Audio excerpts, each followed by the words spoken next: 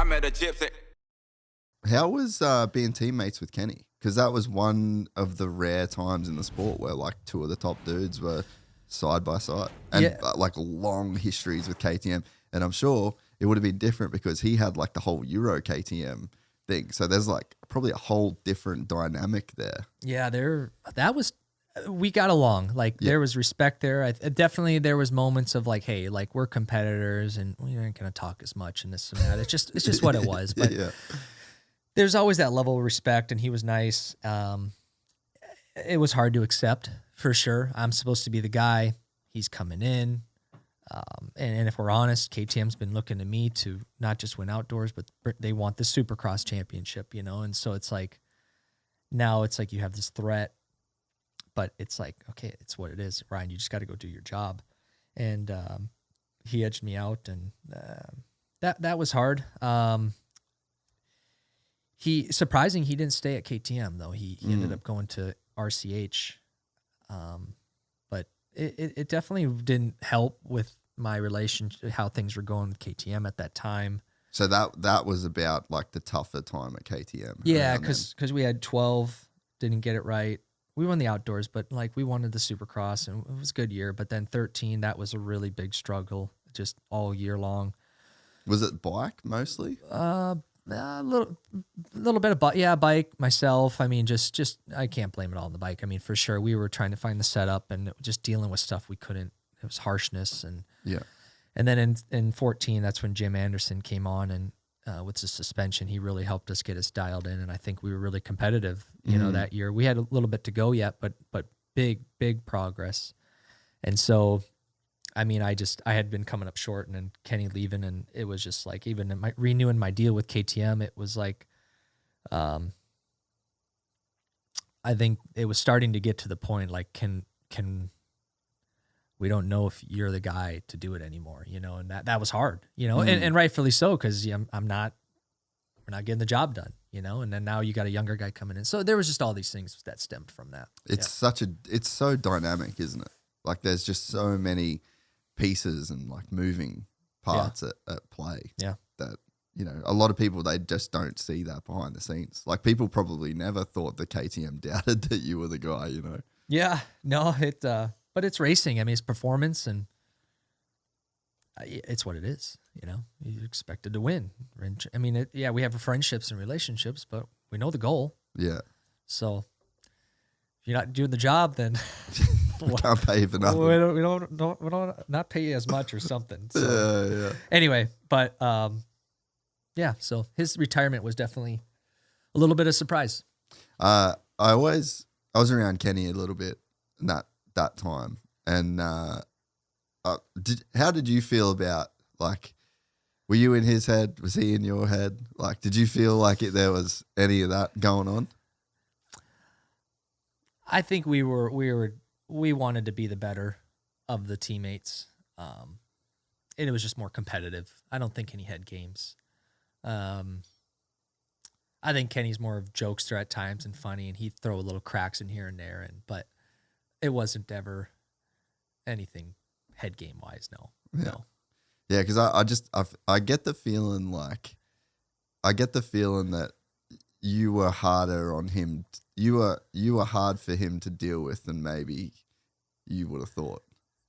Like, I think that I feel like you got to him in a way. Like you had your consistency and your maturity, and like I think you had a lot of like qualities about you that maybe got to him like more than you thought, in a way, you know. And he told me, like in 2009 when I went to race the Des Nations, he was in Italy. I think he raced for Germany. That he was really young kid, and he was like, he looked up to me. That was his first one. Yeah, he was like I was like, he kind of wanted to be like you were Ryan Dungey. I was like, well, that's cool. So I think he had maybe that dynamic, kind of like me and James. Like, dude, I looked up to this guy my whole. Now you're telling me I got to go out there and beat him, and not, you know, like, but really beat him.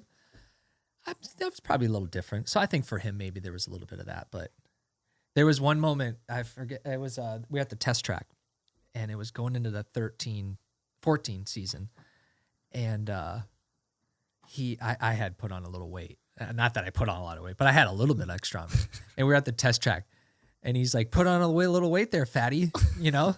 And dude, I remember thinking like, dude, are you freaking kidding me? Like, do I get mad at this? What do I say? But if you know Kenny, it's like he just says it how it is, you know? Like, so it wasn't no offense, but he was fun. He was fun teammate. He was good to have around and good guy to be around, but we also had to beat each other. So yeah. No, I just remember like you coming up in a lot of conversations, and I'm like, huh. Yeah. Like, what do you think about this guy so much? You know what I mean? Like, what's actually going on here? Yeah. We're really good friends now. He actually He's the best dude. He is, you know, and we get to talk and spend time, and he's got a good heart, and just him and Courtney, good people. Well, I think, I think you were probably provided like a pretty good example to him of like a guy that was racing, that was like very family orientated. And, you know, like once he got with Courtney, like he really like that mentality, I think like kind of rubbed off, you know?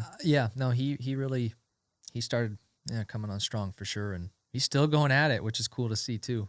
Isn't it crazy how good he still is? Yeah. Yeah.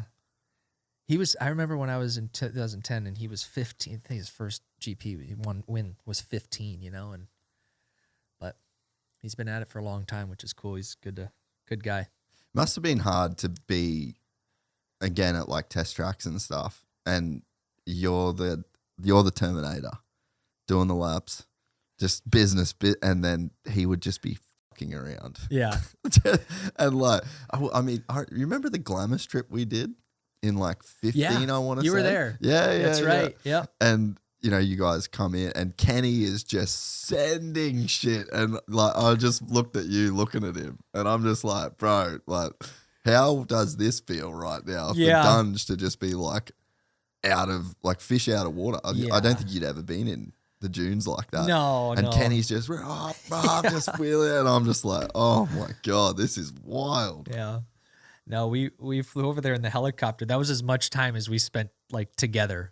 Wow. To that year as just being, but yeah, I didn't want to get hurt because out in the dunes, you know, I was like, I'm good. I'll just play it safe. And Kenny's just having some fun, which is awesome. Yeah. It just, that really speaks to the dynamic, you know, like he just, but I think that's where, when I'm saying like head games and stuff, like I think he would almost like try and use those moments. Yeah.